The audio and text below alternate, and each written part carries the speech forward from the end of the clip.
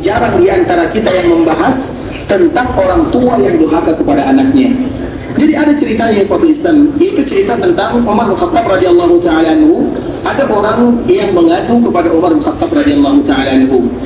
Ketika orang ini mengadu kepada Umar bin Khattab radhiyallahu taala anhu Ikhwatul Islam, maka dia mengatakan, wahai Umar, wahai Amirul Mukminin, aku memiliki seorang anak yang betul-betul jahat, yang betul-betul membuat kepalaku sakit, banyak masalahnya. Kemudian Umar bin Khattab ketika mendengarkan pengaduan ayahnya, maka Amirul Mukminin memanggil anaknya. Kemudian Amirul Mukminin Umar bin Khattab ingin marah kepada anak tersebut, kenapa engkau durhaka kepada orang tuamu, ingin memberikan nasihat. Ketika anak ini menjawab, maka dia mengatakan kepada Amirul Mukminin, wahai Amirul Mukminin, bukankah orang tua memiliki kewajiban yang harus mereka lakukan terhadap anaknya? Maka Amirul Mukminin mengatakan, iya, ada kewajiban-kewajiban yang harus mereka lakukan. Maka anak ini kembali bertanya, apa kewajiban orang tua terhadap anaknya? Maka di saat itulah Umar bin Khattab radhiyallahu ta'ala mengatakan, yang pertama, memilihkan untuknya ibu yang terbaik, yang bagus agamanya. Kemudian yang kedua, memberikan kepadanya nama-nama yang indah. Kemudian yang ketiga, mengajarkan kepada mereka Al-Quran dan agama. Umar bin Khattab mengajarkan dan mengatakan tiga perkara ini. Ketika Umar bin Khattab radhiyallahu ta'ala menyampaikan ini kepada anak yang tadi durhaka kepada orang tuanya, maka anak ini mengatakan, wahai Amirul Mukminin, tidak satu pun yang dilakukan oleh orang tuaku dalam tiga perkara ini.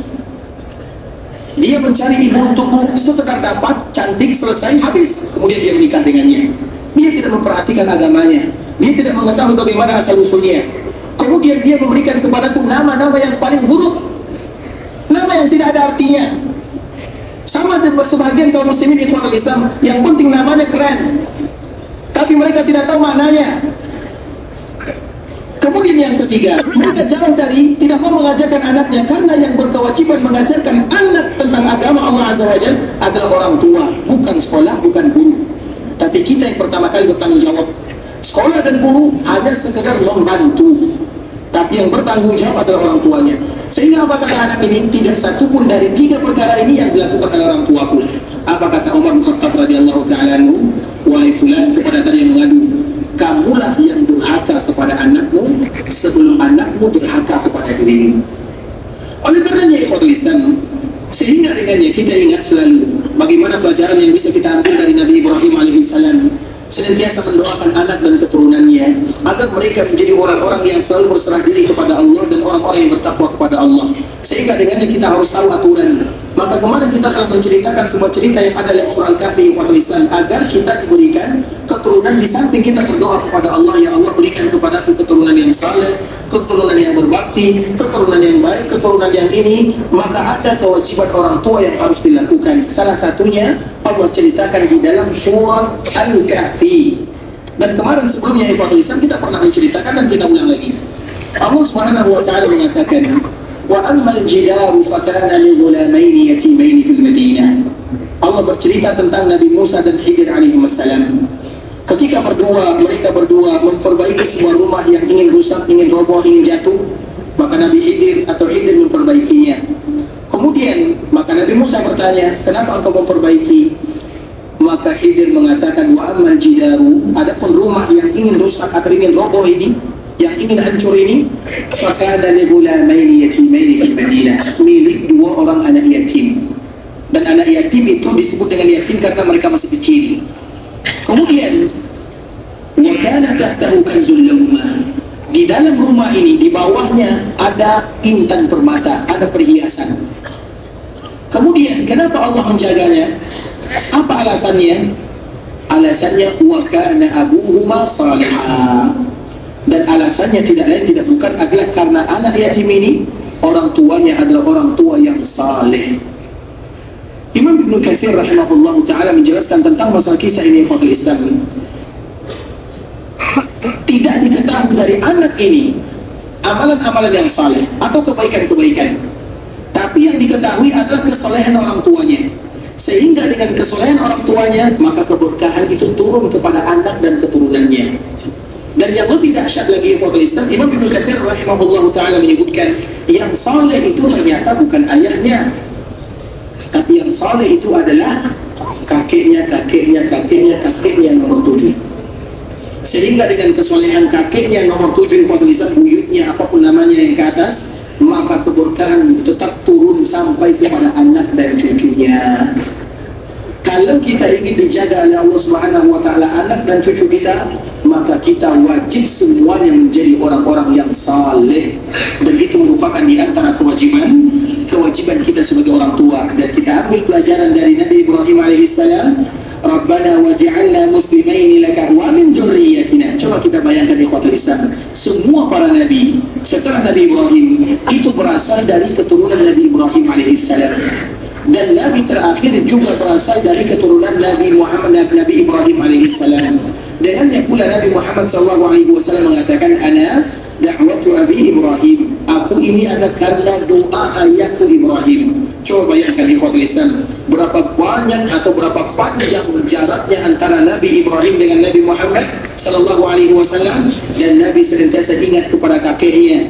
Bahkan Nabi mengatakan, aku ini adalah karena doa daripada orang tuaku atau ayahku, abi, ayahku. Karena di dalam bahasa Arab ada kalimat abun, ada kalimat walidun.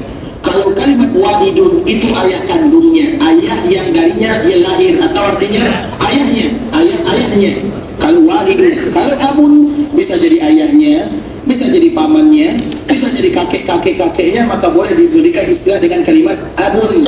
Dan itulah yang disebutkan oleh Nabi SAW, aku ini adalah doa daripada ayahku Ibrahim alaihissalam. Disebutkan Abi Ibrahim, ayahku Ibrahim alaihissalam. Coba kita bayangkan ikhwatul Islam, kapan Nabi Ibrahim berdoa dengan kalimat ini?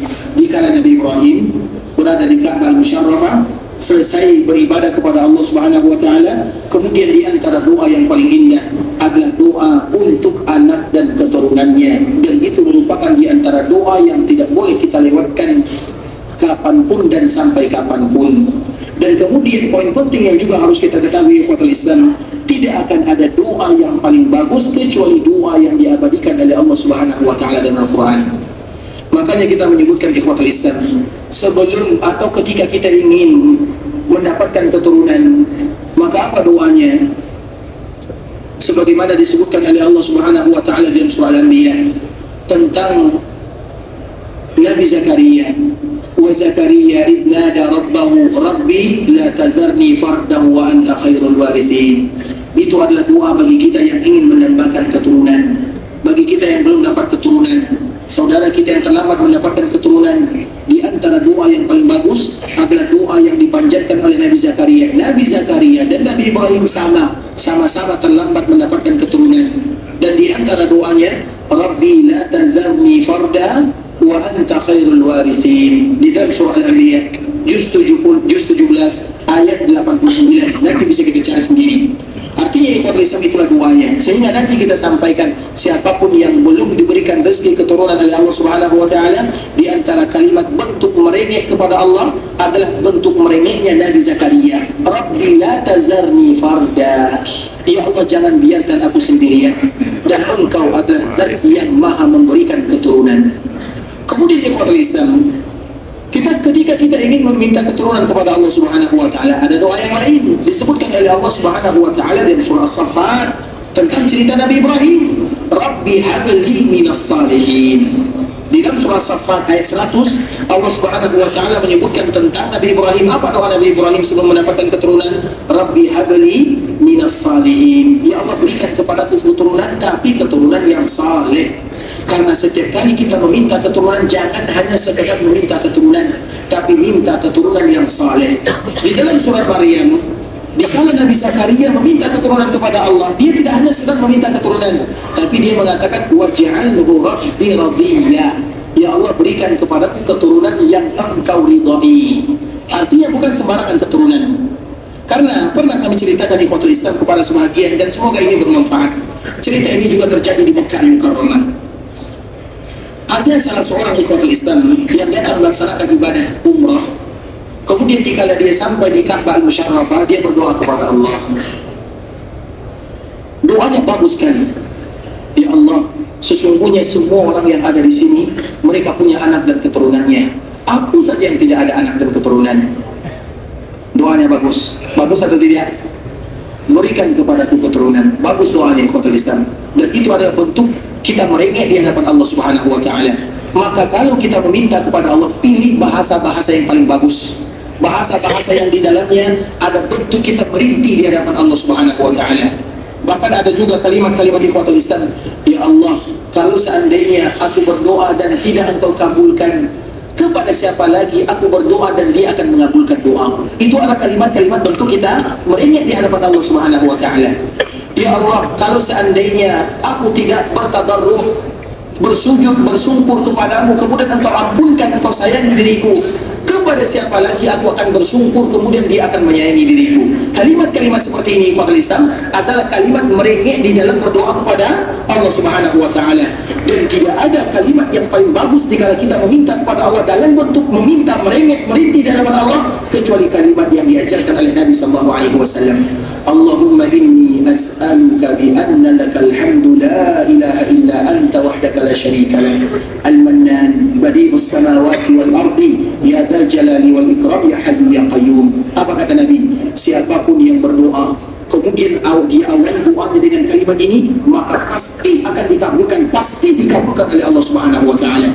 Sehingga Nabi SAW ketika mendengarkan ada salah seorang sahabat yang berdoa dengan kalimat ini, laqad sa'ala Allah bismihil a'zam, dia meminta kepada Allah dengan nama-nama Allah yang azam, alladzi idza du'iya bihi ajab wa idza su'ila bihi a'ta. Tidak satu pun yang berdoa dengan kalimat ini, karena kalimat ini adalah bentuk merengek di hadapan Allah, merintih di hadapan Allah, betul-betul bersungkur kepada Allah Azza wa Jalla.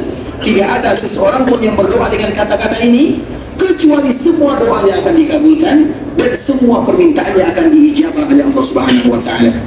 Maka kaum muslimin harus pandai-pandai berdoa dan memilih kata-kata, dan tidak ada kata-kata yang paling bagus kecuali kata-kata yang diajarkan oleh baginda Nabi Muhammad sallallahu alaihi wasallam. Dan di antara lafaz kata-kata tersebut ikhwatul Islam, nanti kita bisa cari sendiri di internet atau di media sosial, namanya doa Ismullahil A'zam, Ismullahil A'zam. Dan di antara salah satu lafaznya, Allahumma inni as'aluka bi anna lakal hamdu la ilaha illa anta wahdaka la syarika lak al-mannan badi'us samawati wal ardi ya dzal jalali wal ikram ya hayyu ya qayyum. Walaupun ada lafaz yang lain ikhwatul Islam, tapi ini merupakan di antara lafaz yang diriwayatkan oleh sahabat Anas bin Malik radhiyallahu taala anhu. Kemudian ikhwatul Islam, kita kembalikan lagi kepada orang yang tadi berdoa di samping Ka'bah Musyarrafah dikala dia beribadah. Karena momen ini adalah momen kita berdoa. Momen dikala kita berada di tanah Arab, jangan kita lewatkan berdoa. Siang dan malam kita berdoa. Setiap kali kita masuk ke dalam Masjid Haram Makkah Madinah kita berdoa. Berdoa itu bukan satu kali. Walaupun kita sudah selesai melaksanakan ibadah haji, bukan berarti kita selesai berdoa kepada Allah, bukan. Karena kita tidak tahu, bisa jadi doa kita di Masjid Nabawi lebih dikabulkan oleh Allah daripada doa kita di Arafah. Kita tidak tahu kapan kita dikabulkan doanya oleh Allah Subhanahu wa taala, kita tidak tahu. Makanya ikhwan Islam berdoa dan berdoa. Jadi walaupun kita selesai melaksanakan ibadah yang mulia ini, tapi ibadah doa tidak akan pernah berhenti kita ucapkan kepada Allah Subhanahu wa taala. Kemudian ikhwan Islam, kita kembalikan kepada orang ini. Dia berdoa kepada Allah, ya Allah, semua yang ada di sini punya anak, aku saja tidak punya anak, berikan kepadaku anak dan keturunan. Doanya bagus atau tidak? Bagus atau tidak? Bagus, tapi kurang. Bagus tapi kurang. Karena dikala kita meminta keturunan kepada Allah, ya Allah berikan kepadaku keturunan yang saleh, kata kalimatnya. Makanya ikhwatul Islam, tidak akan ada doa yang paling bagus kecuali doa yang diajarkan dalam Al-Quran atau dalam hadis Nabi. Doa kita sepanjang apapun tidak akan pernah sempurna. Yang sempurna itu adalah bahasa Al-Quran dan bahasa Nabi. Makanya di antara salah satu nikmat yang Allah berikan kepada Nabi, Nabi diberikan kepadanya jawami'ul kalim, al-jawami' al-kawamil.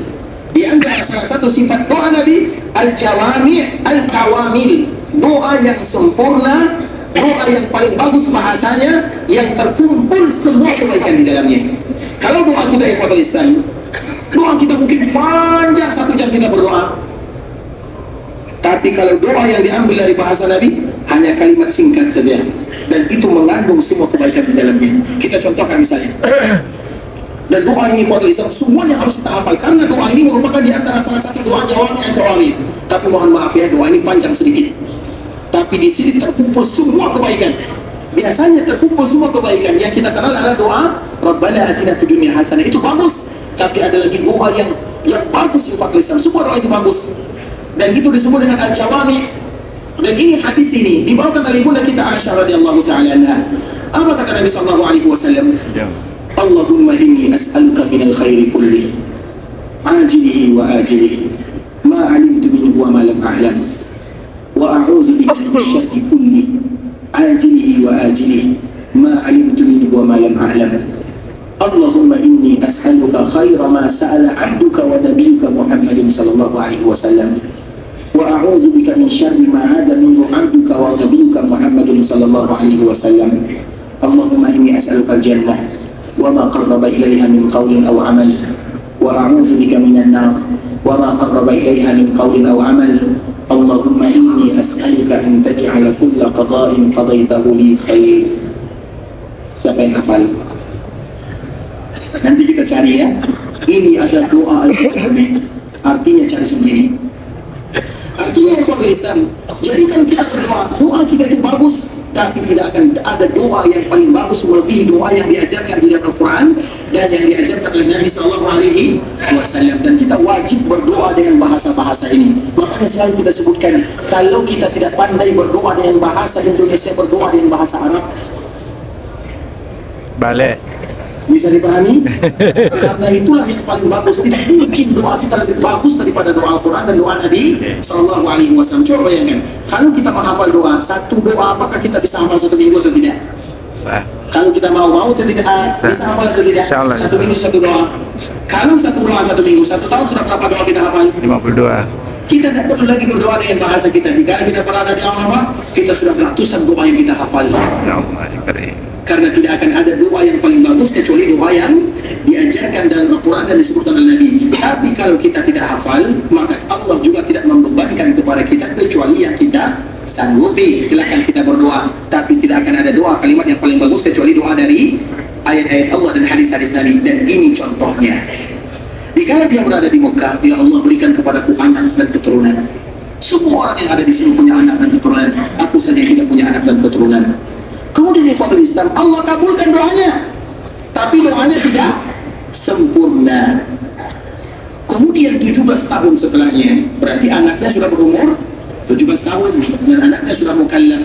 Dia datang lagi ke Ka'bah Musyarrafah dan dia kembali berdoa kepada Allah, ya Allah binasakan anakku, ya Allah binasakan anakku. Orang tua, apakah ada orang tua yang berdoa untuk membinasakan anaknya?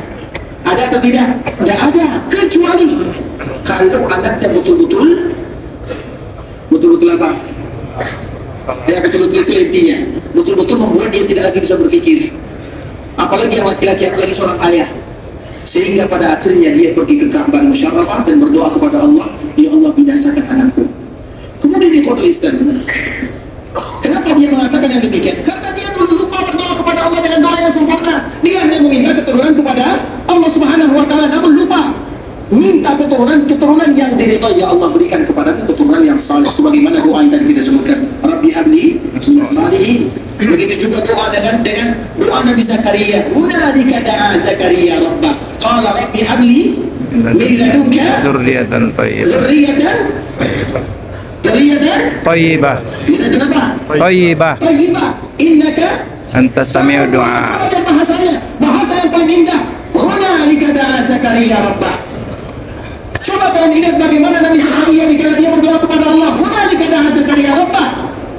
Ingat bagaimana dia berdoa. Allah ceritakan ayat ini bukan hanya sekedar untuk dibaca, tapi untuk dihafal, untuk dipraktekkan bagaimana kita meminta dan bagaimana kita bertadarruk kepada Allah Azza wa Jalla. Hunalika da'a Zakaria rabbah. Kenapa demikian ikhwan Islam? Nabi Zakaria adalah nabi yang menjaga Maryam alaihissalam. Maryam di antara salah satu mukjizat atau karamah yang Allah berikan kepada Maryam, ibundanya Isa, dikala dia berada di dalam mihrab, makanan musim panas datang kepadanya di musim dingin. Makanan musim dingin datang kepadanya di musim dingin, datang makanan musim panas. Di musim panas datang makanan musim dingin. Bisa dipahami? Maryam alaihissalam dijaga oleh Zakaria. Kemudian Zakaria setiap kali berkunjung melihat makanan di musim panas atau di kala musim panas ada makanan musim dingin. Seperti misalnya makanan musim panas di sini contohnya syamdam, melon misalnya, itu makanan musim panas. Kalau di musim dingin tidak ada. Karena biasanya makanan musim panas, buah-buahan di musim panas berbeda dengan buah-buahan di musim dingin. Nah, Nabi Zakaria setiap kali berkunjung kepada Maryam ketika musim dingin ada makanan musim panas. Jika musim panas ada makanan musim dingin. Sehingga Nabi Zakaria ini berdoa atau bertanya, "Anna laki hada?" Dari mana kamu dapatkan ini? "Anna laki hada?" Dari mana kamu mendapatkan semuanya? Qalat, "Huwa min indillah." Maka Maryam dengan jelas dan tegas mengatakan, ini datang dari Allah Azza wa Jalla. Dan Allah adalah zat yang maha memberi rezeki. Nabi Zakaria dikala mendengarkan kalimat yang keluar dari Maryam alaihissalam, dia ingat dia belum punya keturunan. Artinya walaupun dia mandul, dia sudah tua, istrinya tidak bisa melahirkan, tapi tidak ada yang mustahil bagi Allah Azza wa Jalla. Sehingga dikala dia mendengarkan jawaban dari Maryam, hunalika da'a Zakaria rabbah, langsung dia berdiri, kemudian berhadap memohon meminta kepada Allah, Rabbi habli, hunalika da'a Zakaria rabbah, Rabbi habli min ladunka dzurriyyatan thayyibah, innaka sami'ud du'a. Coba yang kali kuatkan. Jadi ada momen-momen yang terindah. Makanya dikala kita berdoa, berusaha berdoa dengan kalimat-kalimat yang mulia, terutama kalimat bahasa yang dipakai oleh para nabi dan para rasul yang Allah abadikan dalam Al-Quran. Al-Quran itu ikhwatul Islam tidak menceritakan semuanya, tidak menggambarkan semua doa, tapi Al-Quran menceritakan doa-doa, kalimat-kalimat dan cerita-cerita yang mulia dan sempurna. Makanya jika orang ini berdoa kepada Allah, ya Allah berikan kepada keturunan, tapi dia lupa keturunan yang saleh, keturunan yang diridai, maka nanti juga baca ikhwatul Islam bagaimana Nabi Zakaria berdoa kepada Allah dalam surat Maryam. Ya Allah, apa kata orang Nabi Ibrahim atau Nabi Zakaria dikala dia berdoa, ya Allah, rambutku sudah putih, tulangku sudah tidak kuat, kulitku sudah keriput, istriku mandul. Kalau menurut kita ikhwatul Islam tidak mungkin lagi punya keturunan, tapi dia tetap meminta keturunan, yang mardiyah. Waj'alhu Rabbi radiyah. Ya Allah, kalau engkau berikan kepada keturunan, maka jadikan dia keturunan yang engkau ridai, bukan sembarangan keturunan. Karena banyak keturunan yang membuat orang tuanya pusing 7 kali. Kemudian ikhwatul Islam, kita kembalikan lagi kepada cerita yang tadi kita sebutkan. Maka dia 17 tahun setelahnya dia mengatakan, ya Allah, ahlik, celakakan, hancurkan, binasakan anakku. Kemudian ikhwatul Islam, ini bukan doa sembarangan, doa yang berbahaya. Maka didengar oleh orang petugas yang ada di sana ikhwatul Islam. Kemudian dia memanggil orang yang berdoa ini, dan dia mengatakan, zalamtahu marratain, wahai fulan, engkau telah menzalimi anakmu 2 kali. 2 kali engkau zalim. Jadi yang zalim itu bukan anaknya, tapi orang tuanya, sesuai dengan pembahasan kita. Sebelum kita membahas tentang anak yang durhaka, kita wajib mengetahui ada orang tua yang durhaka. Mohon maaf ya kalau bahasanya kasar, dan ini bahasan disebutkan oleh Umar bin Khattab radhiyallahu ta'ala anhu. Kemudian ikhwatul Islam, petugas ini mengatakan, zalamtahu marratain, engkau zalim kepada anakku sudah 2 kali kamu zalim, bukan 1 kali. Kapan? Yang pertama di awal berdoa, kamu berdoa ya Allah berikan kepada keturunan, tidak sempurna doanya. Sama dengan kita di ikhwatul Islam, banyak di antara kita berdoa kepada Allah dikala dia berada di Arafah, ya Allah berikan kepadaku rezeki, tapi dia tidak tahu bisa jadi rezeki ini adalah rezeki yang akan menghancurkan hidupnya, rezeki yang akan menjauhkan dirinya dari Allah Azza wa Jalla. Dia lupa, ya Allah berikan kepadaku rezeki halalan thayyibah, rezeki yang akan mendekatkan diriku kepada engkau. Banyak di antara kita yang berdoa, tapi banyak pula di antara kita yang doanya salah. Mohon maaf ya, tapi ini faktanya ikhwatul Islam. Sehingga orang tadi mengatakan, zalamtahu marratain, engkau zalim kepada anakku 2 kali. Yang pertama, engkau salah meminta, engkau hanya mengatakan ya Allah berikan kepadaku keturunan, tapi engkau lupa keturunan itu harus keturunan yang saleh, keturunan yang mardiyah, keturunan yang thayyibah. 3 sifatnya, saleh, thayyibah, mardiyah. Itulah yang selalu kita ucapkan, Rabbi habli min salihin, Rabbi habli min ladunka dzurriyyatan thayyibah, waj'alhu Rabbi radiyah. Kemudian ikhwatul Islam, kezaliman yang kedua, ketika engkau mendoakan kebinasaan kepadanya. Mana ada orang tua yang mendoakan kebinasaan untuk anaknya? Sejahat apapun dia darah daging kita dan ada andil kita di dalamnya, dia baik, ada andil kebaikan orang tua di dalamnya. Dia buruk juga ada andil orang tua di dalamnya. Kemudian ikhwatul Islam, pada akhirnya diajarkan ketika kita sudah punya anak, maka ada lagi doa yang diajarkan Al-Quran. Allahumma aslih li fi dzurriyyati. Lupa kita berdoa dengan kalimat mana nih? Lupa atau tidak tahu? Belum apa ya? Ini semuanya dari Al-Quran. Allahumma aslih li fi dzurriyyati. Cari nanti dalam surah Al-Aqaf ayat 15. Cari dalam surah Al-Aqaf ayat 15. Cukup di sini atau kita lanjutkan? Kita lanjutkan sedikit nanggung ceritanya. Tapi doa ini cari yang dia. Allahumma aslih li fi dzurriyyati wa tub 'alayya. Ya Allah, perbaiki keturunanku. Karena ingat, ada dua bahasa yang harus kita perhatikan. Adab, perbaikan. Adab dari orang tua, perbaikan dari Allah Subhanahu wa Ta'ala. Kita tidak bisa kedua-duanya. Dari orang tua ta'dib, mengajarkan, mendidik, mengajarkan adab. Dari Allah al-islam min Allah. Sedangkan memperbaiki hanya kekuatan dari Allah Subhanahu wa Ta'ala. Harus kita bedakan antara keduanya. Maka bahasa Al-Quran, Allahumma aslih li fi dzurriyyati. Ya Allah, perbaiki keturunanku. Kemudian wa tub 'alayya, karena bisa jadi dia tidak bagus atau banyak kesalahannya, karena aku terimalah taubatku. Artinya aku minta ampun kepadamu. Wa tub 'alayya innaka antat tawwabur rahim. Kemudian di ikhwatul Islam, akhirnya orang ini pun berdoa dengan doa yang tadi diajarkan oleh orang ini. Allahumma aslih li fi dzurriyyati. Kalau seandainya ada di antara anak keluarga kita yang mungkin banyak kesalahannya atau tidak sesuai dengan apa yang kita inginkan, kita ingin dia menjadi orang yang beradab, orang yang taat, tapi belum diberikan rezeki oleh Allah, jangan pernah berhenti mengucapkan kalimat ini. Kalimat yang diabadikan oleh Allah dalam Al-Quran. Kita tidak beranjak dari Al-Quran dan tidak beranjak dari sunnah Nabi SAW. Ingat itu baik-baik ikhwatul Islam. Karena tidak akan ada bahasa yang paling mulia kecuali yang ada di dalam Al-Quran dan Sunnah Nabi. Kemudian ikhwatul Islam, dia pun berdoa kepada Allah. Di Ka'bah musyawarah, di Ka'bah itu ikhwatul Islam, terutama di kala kita berada beribadah, itu momen-momen di mana mudah doa kita dikabulkan oleh Allah. Kemudian dia berdoa betul-betul berdoa, merengek, meminta dengan bahasa-bahasa yang ada dalam Al-Quran. Pada akhirnya ikhwatul Islam, tahun depan dia umrah bersama anak yang tadi dia doakan kebinasaan, dan Allah sudah memperbaiki anak dan keturunannya. Allahu Akbar. Itulah cerita yang bisa kita sampaikan di ikhwatul Islam, dan bahasa-bahasa di dalam kita berdoa, dan itu pelajaran dari Nabi Ibrahim alaihissalam. Rabbana waj'alna muslimaini laka wa min dzurriyyatina.